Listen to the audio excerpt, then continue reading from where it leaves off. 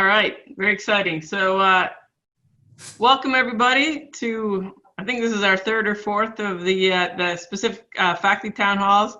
Happy that you could jump in on this on what's turning out to be a pretty lovely summer day with lowish humidity. So if you get a chance, get out there and take a stroll. I hope some of you have been able to get what passes for a vacation during the coronavirus. I apparently am the kiss of death of any vacation spot because anywhere I choose suddenly shuts down.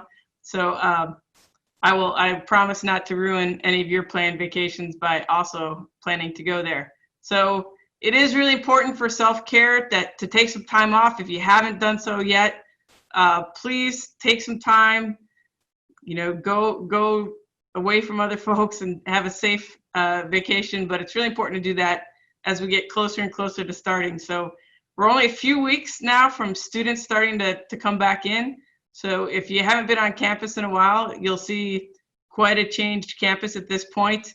So there's a lot of signage going up everywhere. There's furniture is being moved. All sorts of things are being done to safely increase the student capacity in your classrooms. I've been walking each academic building with your deans and the facilities folks with a big stick that's a 7-foot long stick to measure safe distances. And we've actually been able to increase student occupancy in quite a few rooms across campus. So I would encourage any of you who were on the fence this week where you said, well, gee, if I only had 3 or 4 or 5 more seats in my classroom, I would be able to split it in half and then I would feel comfortable doing that. You might hold on and reach out to your dean to speak with them because some of those capacities have changed in the last few days.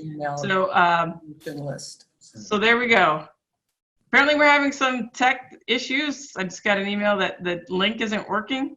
We're working on a solution. So Fred is on the phone with Jerry. Jerry's going to send the correct closed caption link through the all faculty email list. So you should be able to get that momentarily. They're working on that. Meanwhile, why don't we start with the questions? First, okay, I'm told just really quickly, Maggie, the link for the town hall isn't working. The closed captioning is working, but not the regular link. So if you could have somebody address that, that'd be great. I'm not sure. Well, we have all these people joining, so I'm not sure. I will have Jerry contact Molly Me because everyone else has been able to join. Might just be worth that people looking differently from Zoom versus the previous one. Okay, so okay.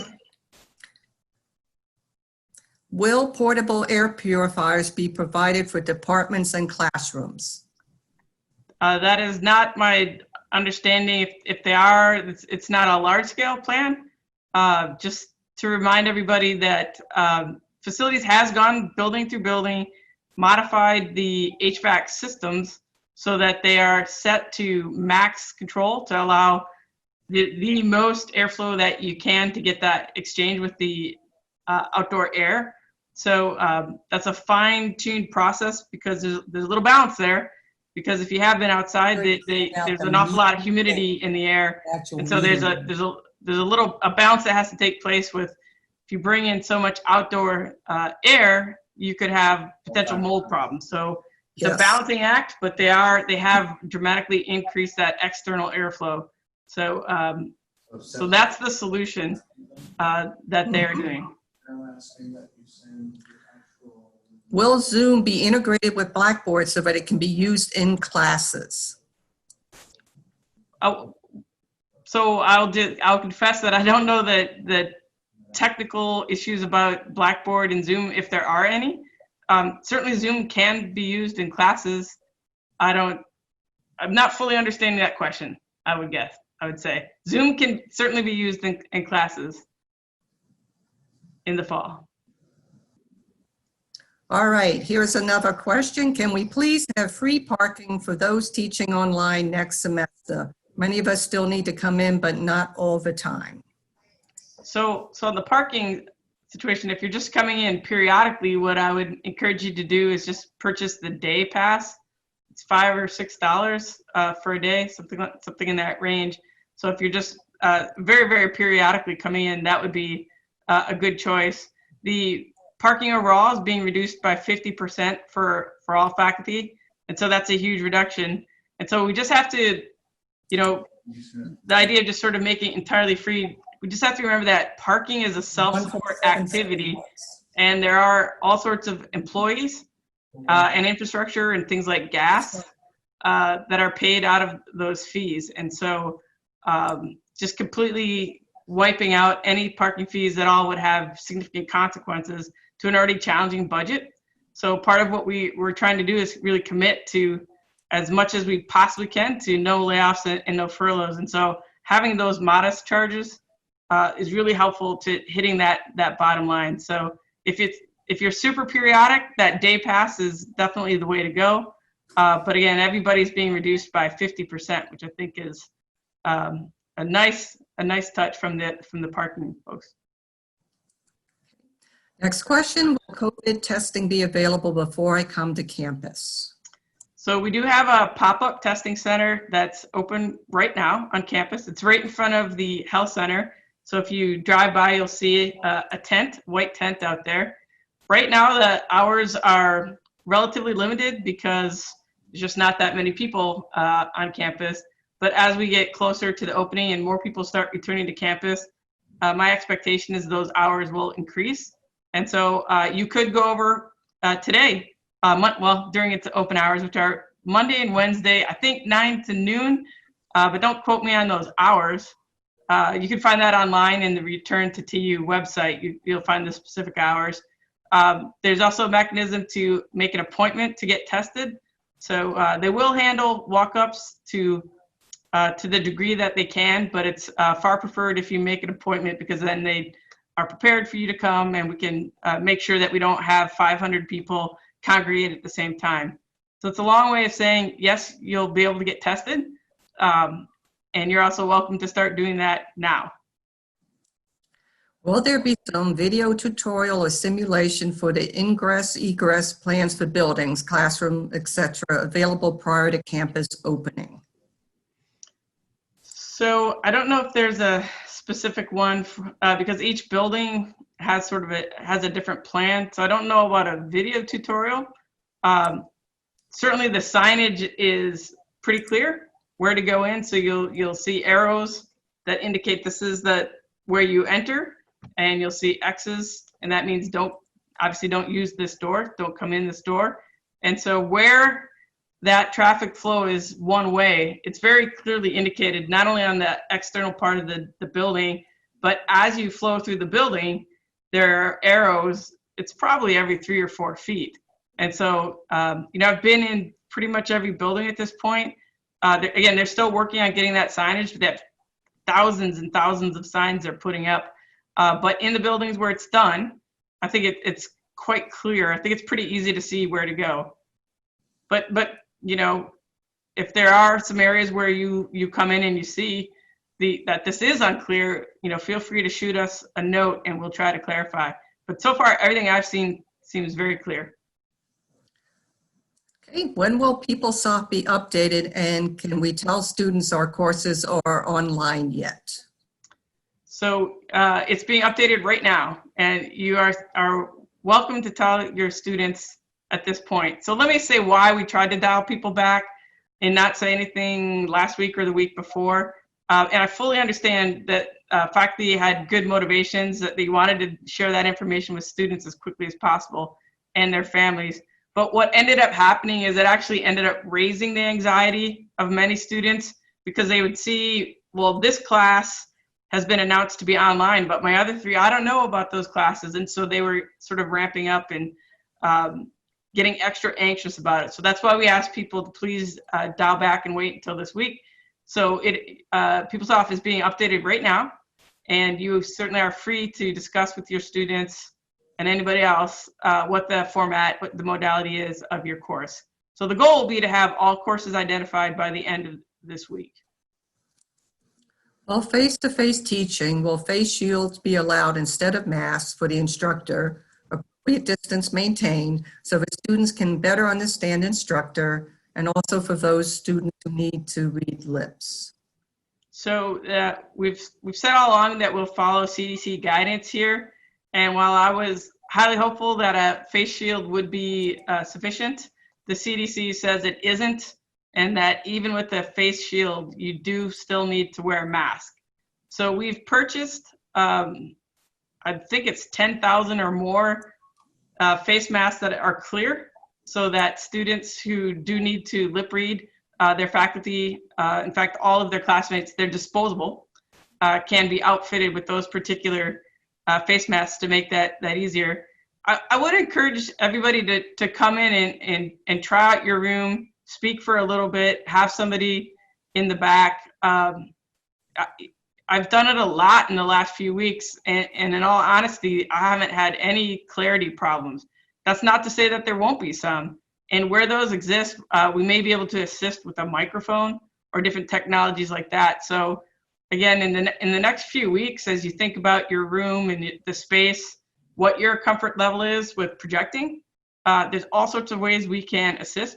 OTS has purchased a bunch of microphones to be able to do this. So I think the solution will be very individual to each faculty member, but coming in and testing out the technology will be a good idea. Will the tenure process pay raises continue as usual this fall?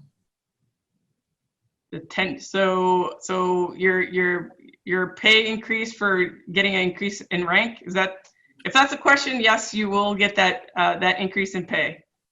Those will continue as scheduled. If a student says they have a medical reason for not wearing a mask, can they be referred to the Office of Accessibility for verification? So if a student cannot wear a mask, they cannot be indoors in a TU facility. And so that's our bottom line, is that if you're indoors, you will be wearing a mask. And so that student will then be, their accommodation will be that then you do need to take the course online. So what we're doing with all that technology to have the course be delivered remotely simultaneously, that will be their option.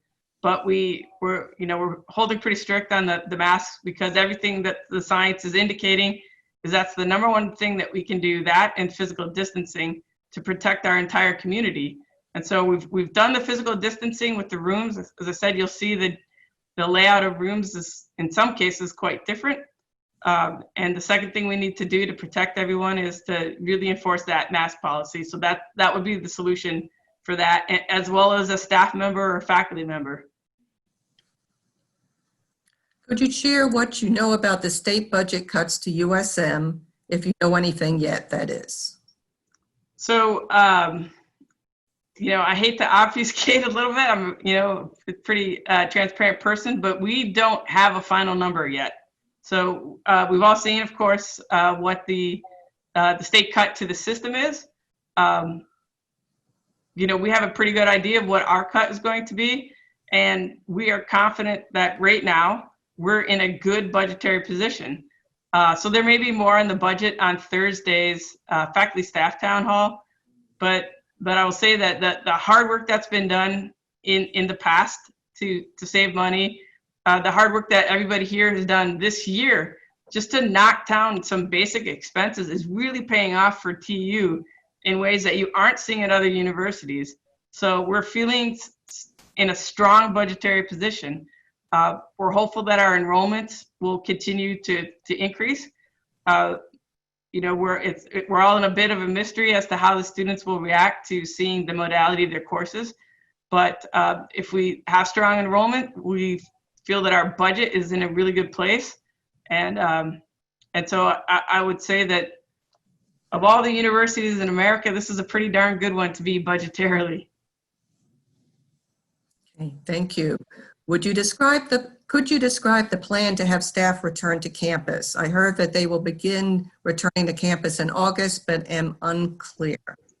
So you'll be getting a communication later today. We'll go out to the entire campus that is going to lay out the timeline, so major events in the upcoming timeline, including when people should start coming back to campus. The basic principle is this: our students are starting to come back August 13th. And so we have said, as a general target date, the campus itself needs to be fully prepared on August 10th, right? So that's kind of a target date. And then in each area for staff or faculty, there'll be sort of a backing away from that August 10th date to see sort of a variable start date based on what your work is. So if your area needs to be fully prepared by August 10th, and to do that, you think it's you and your supervisor believe that's a 2-week ramp up period, then that's how you'll figure out the start date to come back to campus. Again, always keeping in mind that teleworking, where possible, is the preferred methodology because we really want to keep that low density. But there are positions that do need to be here. We're welcoming our students. They need to have an open campus and have people here. So that's that conversation that will happen with supervisor or chair and the faculty or staff, and sort of roll back, targeting that August 10th to be fully ready to go. Thank you. When will we know of class CDC capacity? For face-to-face professors, this is needed to accurately plan our lecture rotation. So you should have, you'll have it, you should have now what the classroom capacities are. Although as I started, if you were here at the beginning, as we've been walking through the academic building and moving some furniture around, we're actually finding higher capacity in many, many rooms. So many rooms are going up by 3, 4, or 5 students. In a couple places, some of the classrooms have actually gone up by as high as 10 students. So the deans will get the final version of these capacities this week.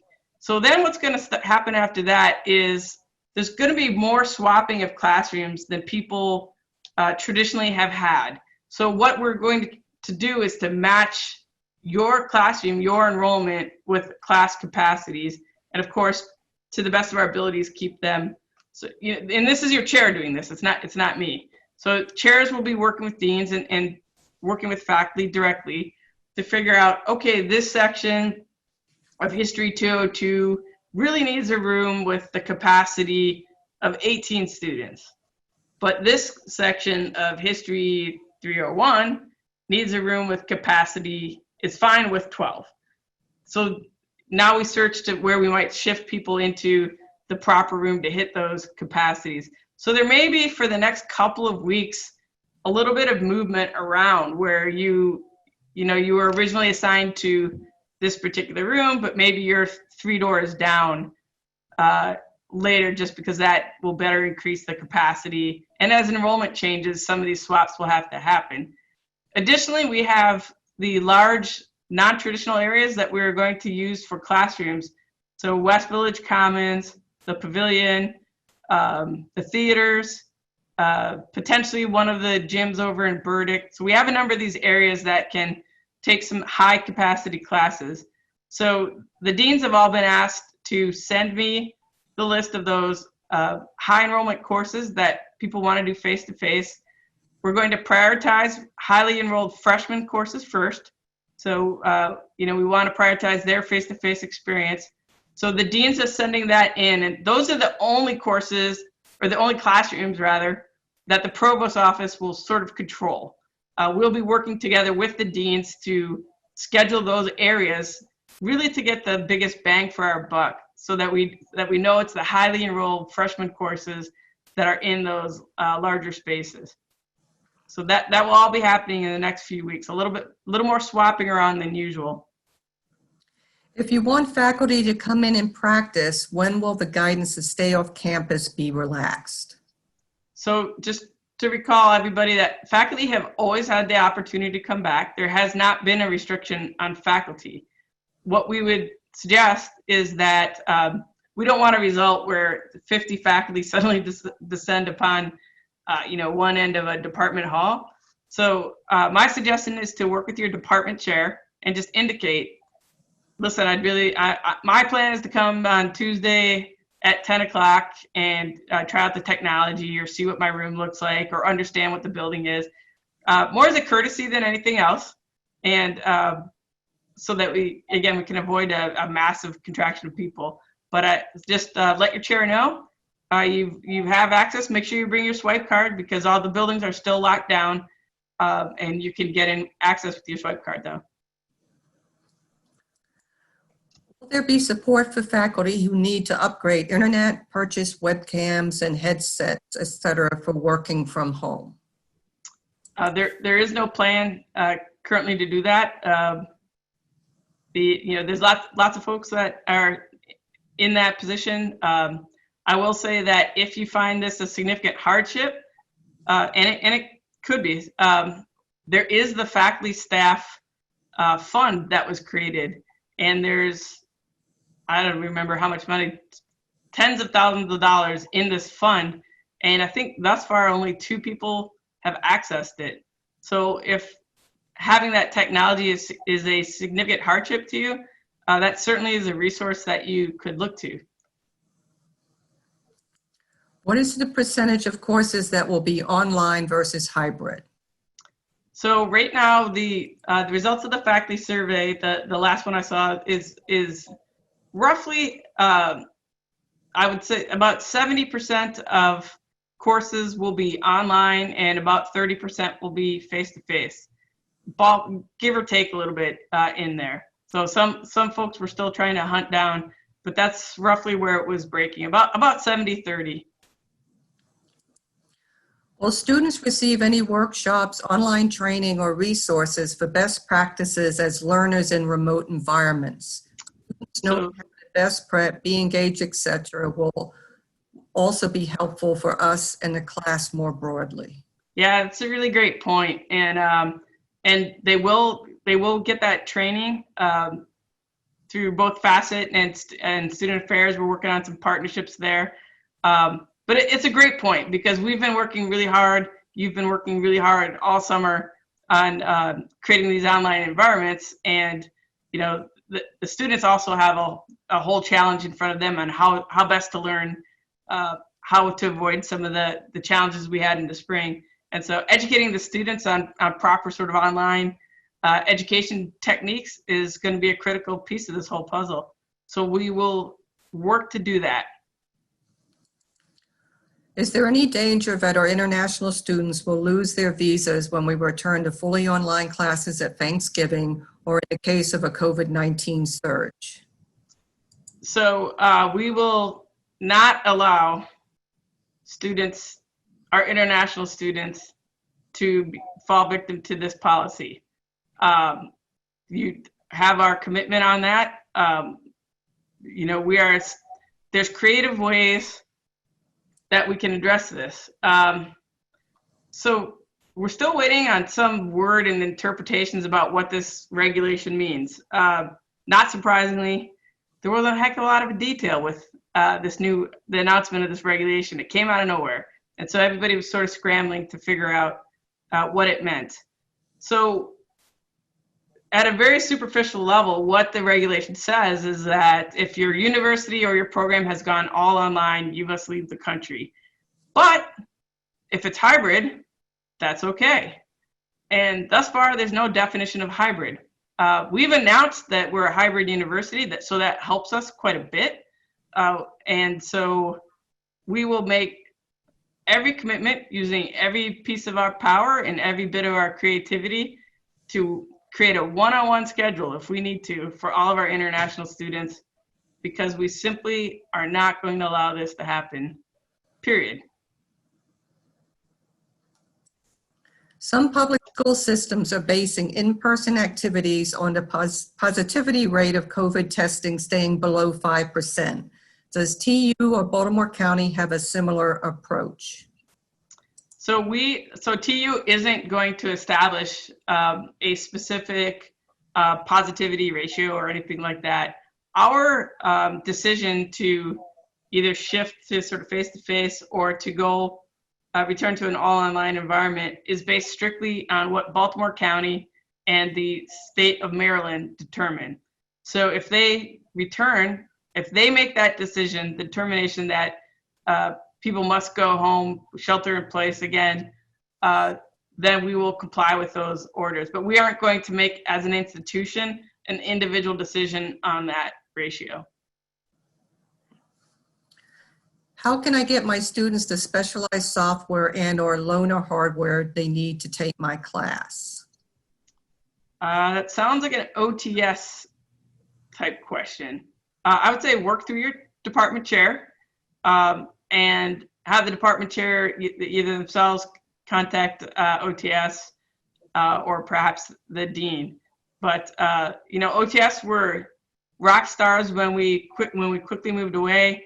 They handed out Chromebooks and software and all sorts of things for our students to be able to go home and continue their classwork successfully. And so I'm certain that they will be great partners in doing the same thing for the fall. What does faculty professional development support for academic conference participation look like in this new world order? Travel not allowed, but can conference registration be covered if attending or presenting? Yes, so that's a great question. So as everybody knows, our travel is being pretty much curtailed. Local travel is okay within the state of Maryland and to DC. But there's lots of professional development opportunities that are outside of that. So your departments will still have budgets. They will be reduced, but those budgets certainly can be used to support online registration, participation in those sorts of things. And we really encourage people to take advantage of those online opportunities. So yes. Will we get extra cleaning material for lab instrumentation? The instruments have to be cleaned between classes, and I guess the faculty will have to clean it. So sure, you can put in the request, because we have general wipes and hand sanitizer. I mean, it's just dispersed everywhere on campus right now. But I understand that there are instruments that would actually destroy the instrument, so we don't want that. But again, faculty are best positioned to know those specific types of cleaning requirements. So again, that's a reach out to your department chair, let them know what the needs are. All of the requests for those sorts of cleaning materials are going over through Joe Herring, and he's sort of organizing all of them and sending it over. So things like PPE, specialized PPE, and all that are going that direction. And he can put it out to wherever it needs to be to get over to your particular lab. Will we still have mandatory advising this fall? We can do this remotely, but it would be good for planning purposes to know. Yes, absolutely. So advising is probably more critical now than it ever was, and we already know that advising was super important. So certainly doing it remotely is a good option. But we absolutely need to do advising. Can you quantify what highly enrolled freshman classes means? 25, 50, 100? That's a good question. It's just, in all honesty, it's going to vary somewhat by discipline, right? So like a biology lab, like an intro biology, might typically enroll, say, 125 people, and then it's really critical now. And of that 125, 100 of them might be freshmen. That's the kind of course that's going to jump out right away for, okay, that's one that we really want to get face-to-face and prioritize.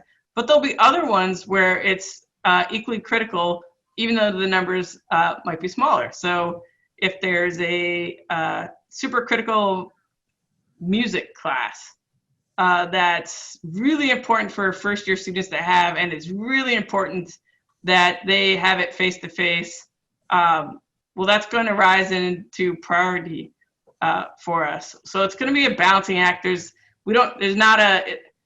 as much an art as a science, and your deans, trust me, are going to be very strong advocates for all of your programs.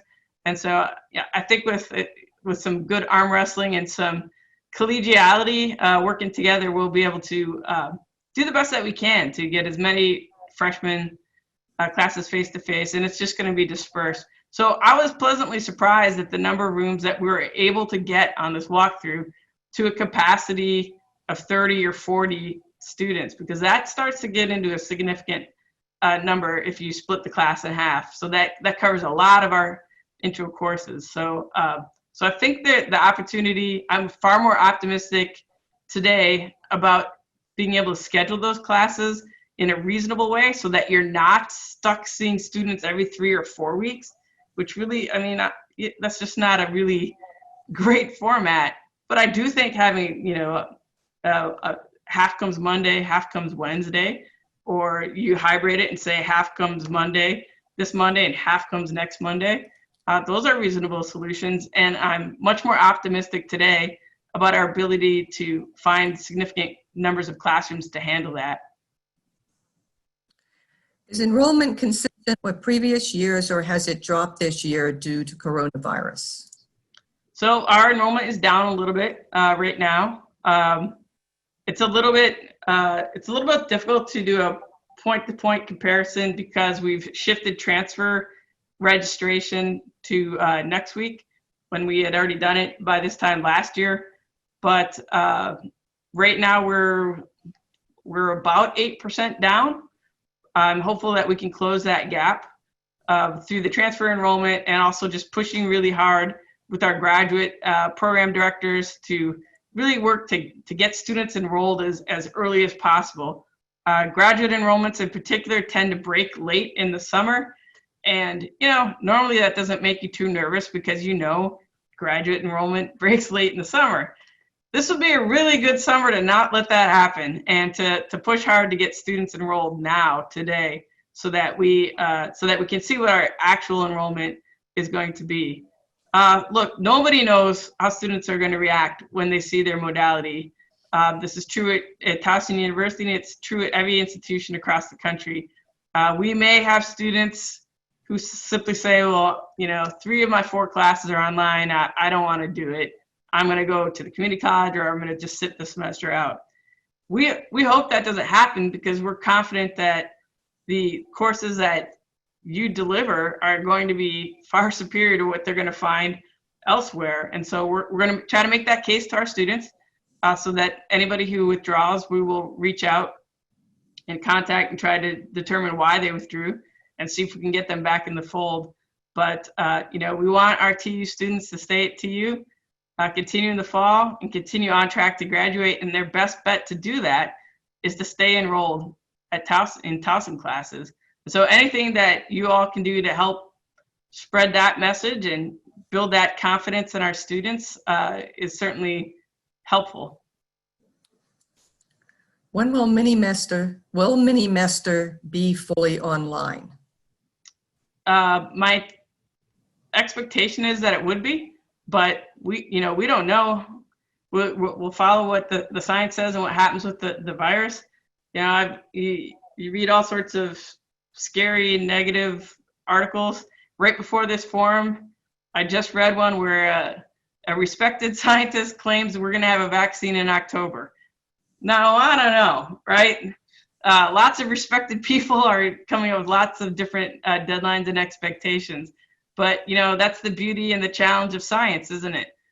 You try, you work hard, but sometimes what seems like a clear answer on Monday changes on Friday, but it's because you follow it's a scientific process. And so the hope, of course, is that by Mini-Mester, maybe we will have a vaccine. And that's what I'm going to hope for. Since the virus does not seem to be under control, under what conditions would in-person instruction be discontinued and the campus revert to entirely online instruction for the remainder of the term? So again, that goes to the Baltimore County or the state of Maryland guidelines. We won't independently be making that decision. So we will look to those health authorities. If they do another stay-at-home order, that's when we would make that decision. I have heard that there is some sort of symptom tracker that I have to complete if I come to campus. Can you tell me more about this? Great question. There is a symptom tracker. We're still working out the kinks on it. So many of your colleagues who have already been back to do research are doing this daily, as am I. So what it is, you're going to get an email each day, and it will say, here's your enter your symptom tracker. You go in and it asks just a few quick questions. So it asks you to take your temperature. What's your temperature? And what's your temperature? Are you displaying any of the following symptoms? And it lists the symptoms associated with COVID-19. Have you been around anybody who's been either suspected of having COVID-19 or has been diagnosed? Have you been in close contact for more than 15 minutes, so forth? Yes, no. If you answer no to the series, I think it's 4 questions, you get a message that says, great, you can come back to campus. If you say, yes, I am displaying this symptom, or hey, my temperature is 101, it tells you stop, don't come back to campus, and here's some basic resources for you, including what we're doing is we're participating in what's called an Ask a Nurse hotline. So it's you can call this number and speak to a medical professional, and they'll ask further questions to assess, well, gee, maybe this really sounds like allergies, or maybe this is a thing, or maybe you really ought to go to the doctor right now. And so using that sort of professional assistance to help out. And so that symptom tracker is up. We're working on some kinks. All faculty and staff will be loaded into it in the next couple of weeks. And so you'll start to see that roll out. So faculty and staff will be getting, it's being sent out, the first load goes out Saturday. So you can expect next week, you're going to get in the mail to your home address a care package from TU that will have a reusable mask, a digital thermometer, a refillable hand sanitizer, and a pokey thing to poke. There's got to be a technical term for it. I like to call it the pokey thing, so that you don't have to touch elevator buttons or things like that. And so the digital thermometer is a key part of symptom monitoring, right? And so we figured we ought to send those out. So faculty and staff will get this package starting next week. And then students will also get the same package, and they will also be asked to do the symptom monitoring when they come back. If we live with a healthcare worker who has daily exposure to COVID patients with PPE, the healthcare worker using PPE, will indicate on the symptom tracker that we've been in close contact with someone? That's an outstanding question. And I'm going to defer that question out. I will find out. Whoever asked the question, if you're comfortable sending me that email, I will answer you personally. I'll find out the answer, but I will take this note and we'll try to answer it on Thursday's faculty and staff town hall, because that's a great question. I hadn't ever thought of it.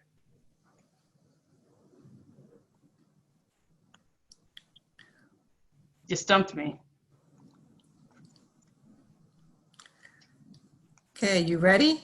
I'm ready. All right, okay.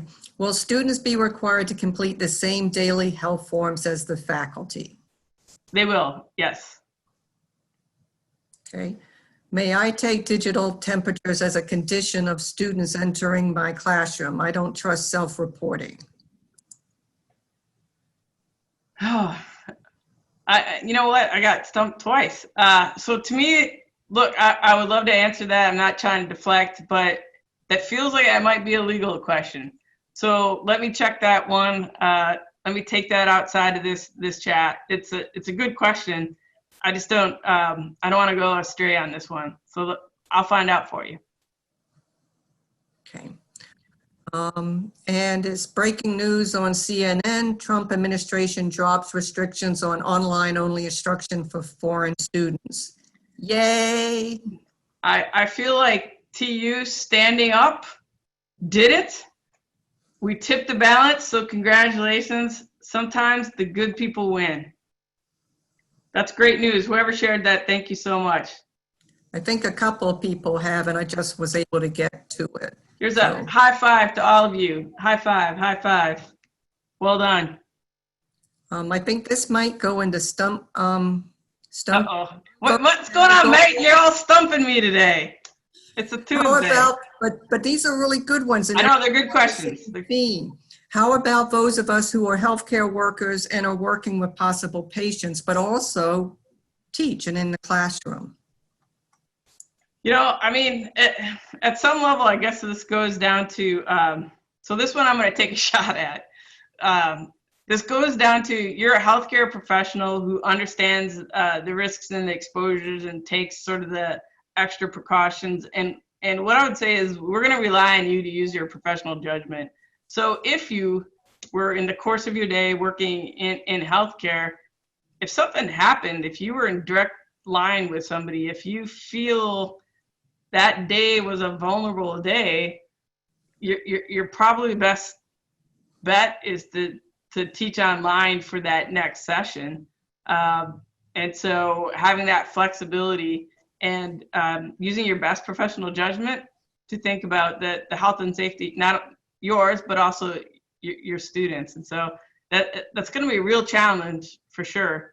But we know, we know that you know how to take the precautions, and you understand the level of risk better than any of us. And so I would say that's where we would have to land on that. Okay. If a student tests positive, what will be the protocol for their class? Will the class be required to quarantine? So we are working with Baltimore County on the contact tracing protocols. So we have a whole protocol. I think it may be up on the Return to TU website at this point. If it's not up today, it will be up very, very shortly. So there's a very specific protocol that's followed as soon as somebody is diagnosed with COVID. And so that contact tracing protocol would begin. The assessment would go out, and we would again follow that medical advice, whether the class needs to be quarantined or not. So an exposure right now is defined as the 15 minutes or more of close contact, right? And so sometimes, if you're passing in the hall, or if it was just a quick thing, somebody went and grabbed a donut next to you or something, that would not qualify. So that wouldn't mean like, oh no, the whole building needs to be shut down. But if that student were sitting in a classroom for 2 hours on a Wednesday or something like that, that would be a different story. So, but the health professionals come in and they will make that determination, and we will do as they suggest. If we need to record a class, do we have to worry about privacy issues for our students? So you do, and that's a really good question. So FACET is working on a sort of statement that can be used on your syllabi, and certainly we would ask you to discuss this with your students during the first class. Virtually all of our classes are going to be, that's the plan for most of us, right, is to record the classes and simulcast it out. So letting the students know that it's being recorded in and of itself is and if they could choose to stay in the class, then that it gives you that legal cover. So for Zoom, I don't know if this works for WebEx, but for Zoom, so this meeting right now, right at the beginning, when Maggie hit record, an announcement went out that said, this meeting is being recorded, and I had to choose to stay in the meeting. And so if you use Zoom, that's the mechanism, and I think WebEx has something similar. But that will remind students and you that this is being recorded, and you can choose to stay in or not stay in. When will we be allowed in CLA? If you're faculty, you're allowed in CLA right now, right? always been able to go in, so you're welcome to do so. Again, I just ask, let your chair know so that we don't have a situation where accidentally 20 people show up at the same time. Remember that we are officially a mask on campus at this point. So if you are in any building, you have to wear a mask.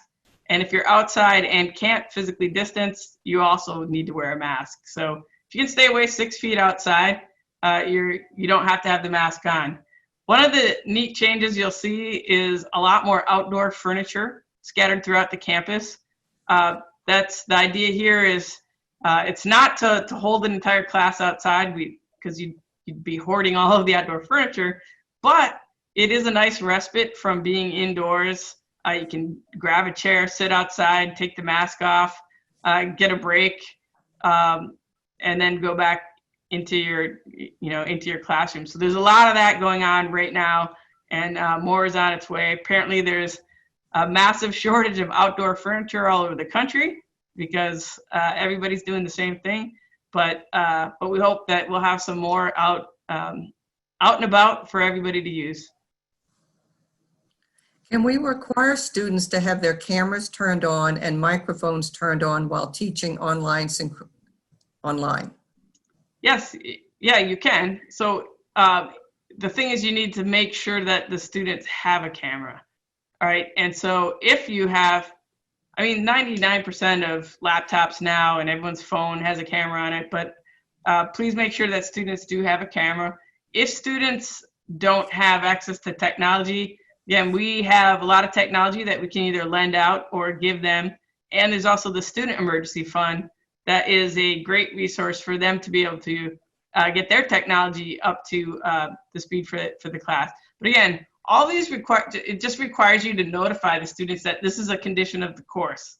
So just as you would say, you must purchase this textbook to be in this course, you can say, well, you need a webcam to do this, this course. And so that just needs to be clearly identified. And then I would ask people, of course, we're always concerned about affordability. So, just be wise with, the choices. If you do require technology, let's try to be reasonable about that and understand that many of our students are in a financial challenge right now. So we would just be cognizant of that. Is a hiring freeze still on the table, or will searches be on this year? So we are still in a hiring freeze. But even in a hiring freeze, there are some hires that are happening. The president's been very clear that our job is to educate students, and you can't educate if you don't have faculty and also some key staff positions. So even in a hiring freeze, if we've had quite a few faculty have retired or faculty have moved across the country, and so in those cases, it's a case-by-case basis. We're looking and are doing hiring right now. So we are delaying so normally right now would be in the height of sending out ads for tenure track positions, and in the case of business, preparing to interview folks in just a few weeks. But we are going to hold off on advertising tenure track positions until we see what happens with enrollment. So we'll take a look. So for fiscal 21, we'll look to see where we stand in the fall. So we won't be authorizing new tenure track positions, with some exception, until we see how things play out a little bit here. But we are hiring. People are being hired every day. If a student is coughing in class, what do you suggest we do? Well, certainly, hopefully they're coughing into their mask to start with. But I certainly think that it would be appropriate to, I don't know what your personal limit is. A one cough might be an allergy or something. But certainly, if a student is repeatedly coughing, I might turn and say, "Hey Jeff, how about you? Yeah, head on out and we'll see you next time," or something like that. Ideally, a lot of this is socialization, and the students will be given all sorts of information about what this is about. It's about caring for others. And so ideally, if somebody's starting to feel symptoms or demonstrate some of these symptoms, they will, of their own accord, leave the space, but certainly gently asking might not be a bad idea. I'm just getting here, so I apologize if this has been asked or answered. I am an adjunct. Who decides how my class will be delivered? We are scheduled to meet once a week. You're a faculty member, so you determine how your class is delivered. So faculty have control over the modality of their class, and so you should work with your department chair and choose a modality that you're comfortable with and that works for the type of course you're teaching. Has any decision been made concerning the timing of moving instruction research to the new science building? Moving, just like the moving in, or any? So the new science building is on track. So I guess the larger question is about where we are in the science building. So furniture is coming in October. We're on track for pretty much an on-time start. There are, my understanding is there are maybe some labs and things like that might be better to wait and do over the summer. So I think that the building won't be 100% open in the spring, but it certainly will be. It will be an active building in the spring. There will be people using that building this spring. I'm completely confident that the contractor got back on track here. And if you haven't been to campus lately, you can now walk right next to the building.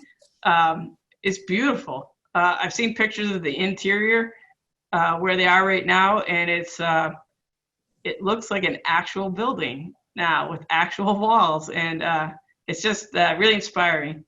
So you're getting a tremendous building. And I'm really looking forward to opening it. Academic integrity has been a serious concern for all of us involved in distance learning. Does TU have any plans to purchase or produce a training video with associated quiz that all students would need to complete before the drop and add period ends in the fall? So I don't know what the exact what the product will be. But all students will be educated. They already are on academic integrity, but it's clear from what happened in the spring that we need to reinforce some behaviors and talk about the specific challenges about academic integrity in an online environment. So while I can't say it's a video with a quiz, I don't know what it is, but there will be education for students very specifically about academic integrity. And Facet is also putting together training for faculty on how to create assessments that are less likely to elicit cheating. So this is some of the work that's come out of the Return to TU task forces and those various subcommittees.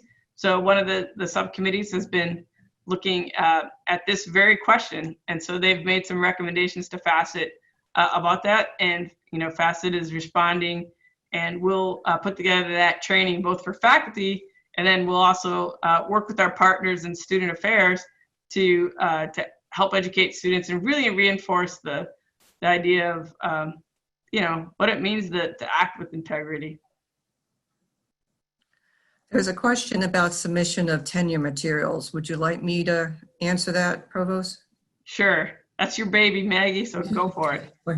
All right, so we've been working, a small group has been working with the deans and the colleges to finalize the folder establishment of folders per college, how that each college wants their folders structured in a SharePoint site. SharePoint site will be the process that's used in OTS. Once we get these list of folders to OTS, OTS will be setting up folders for each faculty who is going to be reviewed for tenure or a 5-year review. So the deadline for me receiving the folders is this Friday. And we're hopeful that OTS will have all the folder structures in place by the end of July. And if it happens earlier, we will let you know, but you can also get updates for your chairs and deans. Okay, lots more questions. I'm trying to find ones that are different because there's some that are repeats. Okay, here's one. I just got a question from a student. Are there going to be areas at Towson where we can participate in class if we commute? I have a very large gap in between classes and I'm not sure where to go or what to do about this. That's a great question. So, it sounds like so they have gaps in their schedule and they would want to go somewhere to work online. So we were just discussing this today. So one obvious place is the library, right? But like every other academic building on campus, that will also have a reduced capacity. But the library is going to be, I imagine, quite a popular spot for that. But the other thing that we're going to do is, as we started walking around and thinking about how to tackle this particular challenge, is once we understand how many classrooms are open. So there's not a lot of these classrooms that can accommodate 40 students, but there's a ton of classrooms that can safely accommodate, say, 8. What I would like to look at doing is identifying some of those classes that are completely unused and make those into spaces where students could go retreat and bring their laptop or whatever into that space and work on classwork. So library will be number one. There's obviously some space pockets here and there in many of the academic buildings, but we're going to try to increase that capacity in the next couple of weeks. What is the plan for shared office space for adjunct faculty? So like anything, so there's capacities are being established for every space on campus. And so clearly there's no way, in a shared office, for the most part, you can't occupy the same space at the same time. So working with your department chair, the idea would be to figure out shifts. So I might use it Monday, you might use it Wednesday, however that sort of works. But it's just really important for us to maintain that physical distance and that safety. Again, since 70% roughly of classes we think will be online, the density itself is going to be dramatically reduced. So my expectation is that other places like conference rooms, places where you normally would hold department meetings, my expectation is that for the most part, department meetings will be online. So some of those spaces could be redeployed into temporary offices for faculty so that we can, again, keep that spacing as much as possible. Will there be a dorm for students who test positive for COVID, who are convalescing, and will there be any staff, faculty monitoring these students? Yes, so there is one of the residence towers has been set aside, and it is to be used entirely as quarantine space for students. So it's all set up. It's ready to go. That health center is prepared to work with those students and yes, monitor, assist, do all that. It's they've done a really remarkable job. So they've got it all figured out, from food delivery to medicine and everything. So they've done a tremendous job. Once there is a vaccine, will it be required for all student staff and faculty? So, that's one of those things that I'm going to have to defer to some legal experts. I think that, there's variance depending on your role. And I don't want to misspeak and say the wrong thing. I will say there are some vaccines that we do require students to have. There's always a religious exception and also a health exception, of course. So those exceptions will exist. It's murkier to me about faculty and staff, to tell you the truth. At the very least, we will strongly encourage, and I'll be first in line. I have a graduate student who wants to come on campus to use the Wi-Fi at TU for an academic project she's completing with me. Will she be able to come on campus even if all her classes are online? Absolutely. In fact, that's one of the things we're really trying to sell our students, is that even if your classes go all online, there's an awful lot of value still to coming to campus for the Wi-Fi, for the library, for the counseling set. There's all the support services that happen to be here. Those support services, of course, also have an online option for everybody. But there will be value coming to campus and using the facilities. And just, in all honesty, raise your hand. I can't see any of you, but raise your hand if you'd kind of like to get out of the house for a couple hours. Yes, if possible. But that's important. I joke about it, but getting away, focusing on your work, having that opportunity without dogs barking in your ear or somebody grabbing you and asking about what's for lunch. Those are important. And so even if, and I'll say that to you also, faculty, even if you've chosen to go online, look, if you want to come to campus on any given day because you want a break and you feel safe about the density went down or something like that, come back and use your office, right? Just make sure that you use that symptom monitor and let people know you're coming. But we certainly want students and faculty and staff to be on campus as much as possible, as safely as possible. There's a question about swipe cards. If we need to access our office and do not have a swipe card, where can we access one? Well, your TU ID is your swipe card. You just need to be in contact with your department administrative assistant, and they can have that card activated for your building and your needs. Provost, it's 4:02. Do you want to keep going? We've got 109 open questions, and there, a lot of them are, some of them are repeats. We'll give 5 more minutes to it, and then if y'all have some good ones, you can shoot right over. Let me give you. So sometimes they go, I think they have, there's an Office of the Provost Dropbox, and that's sort of a general, but my personal email is mperreault. You don't forget the second E, everyone always spells my name wrong, @towson.edu. So feel free to shoot me an email directly if there's something that's really important that didn't get answered today, just because there's an awful lot of folks on here and it's kind of hard to answer all of them. And I'll do the best of my ability to answer your questions. And if I don't know the answer, like I said, I'll put it off to someone else. So let's go 5 more minutes and we'll call it a day. Okay.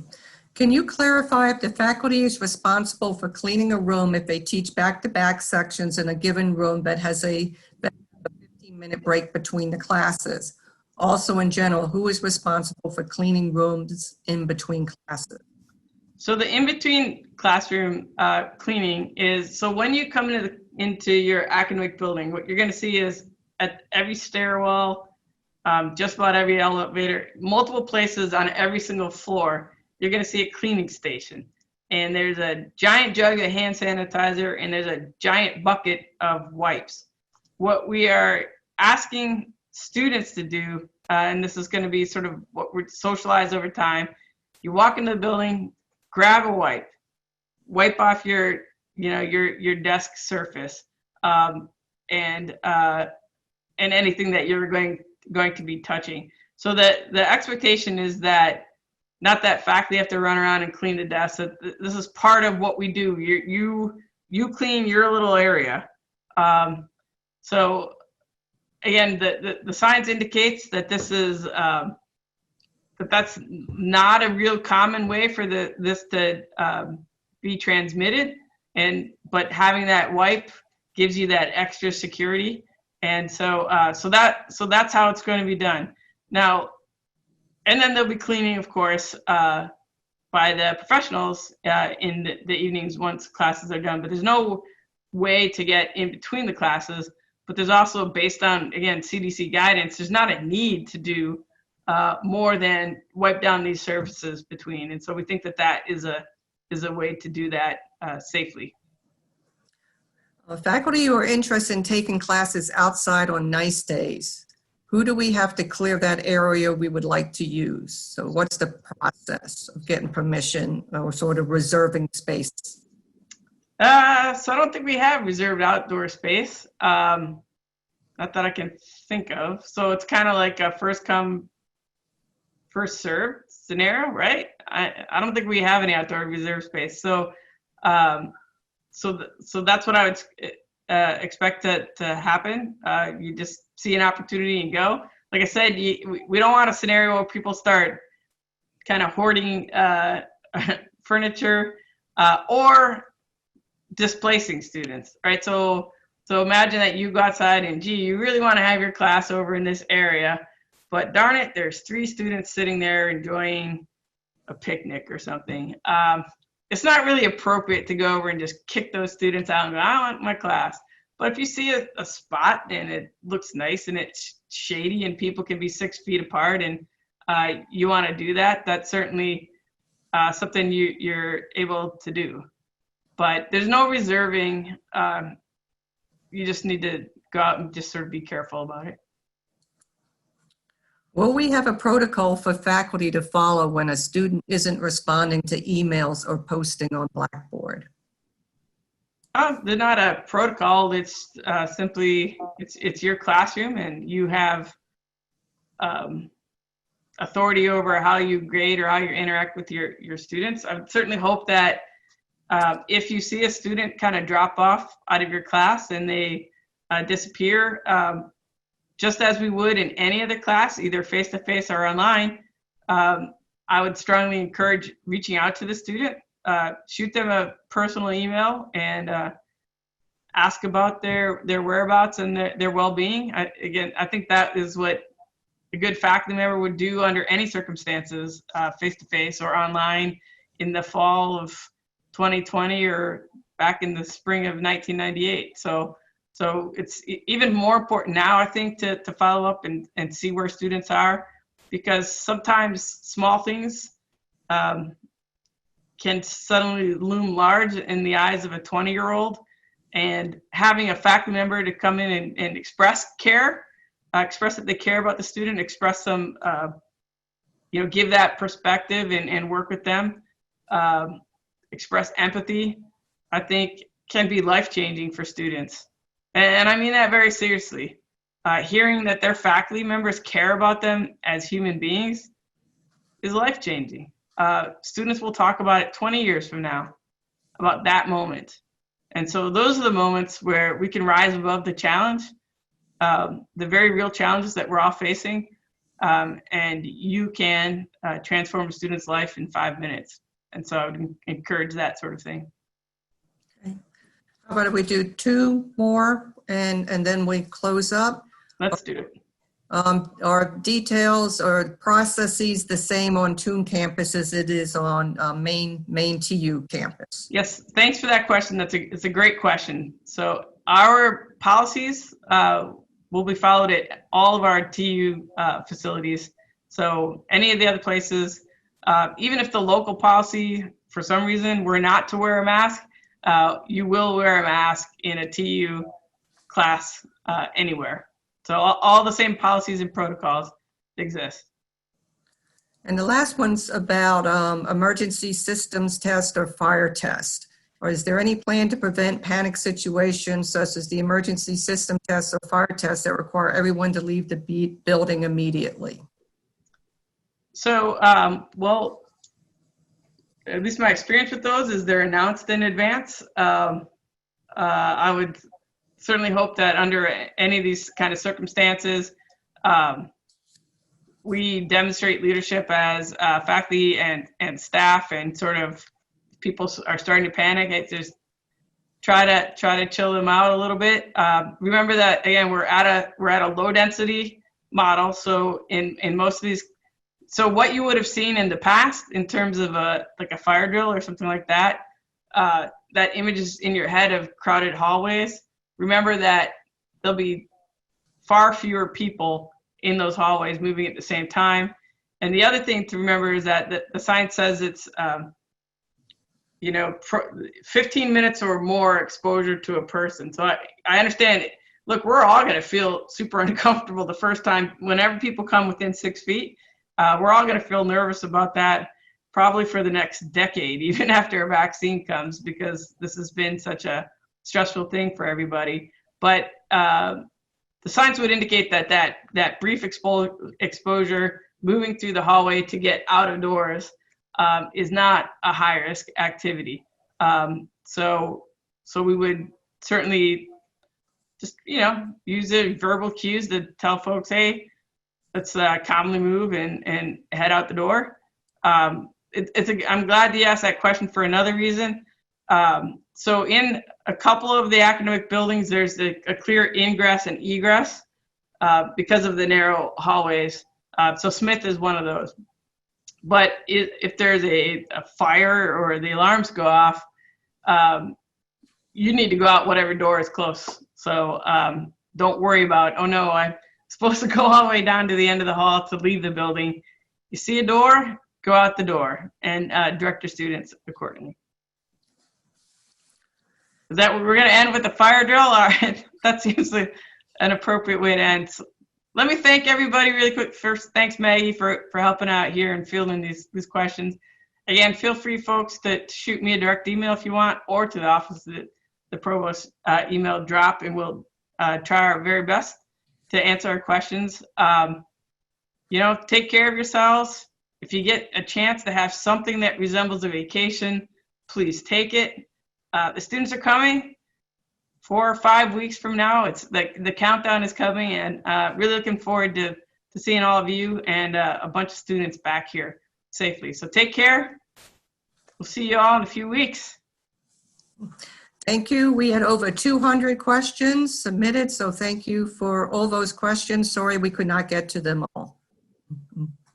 Bye-bye.